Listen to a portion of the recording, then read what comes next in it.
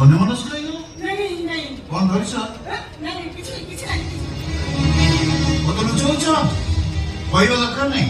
ସେ ଫଟୋ ତମେ ଯୋଉଠି ଯୋଉ ଜାଗାରେ ରଖିଲ ମୋ ଆଖି ବୁଝି କହିଦେଇପାରେ ସେ ଫଟୋ କାହାର ଆଉ ସେ ମଣିଷ ଜଣକ କିଏ माने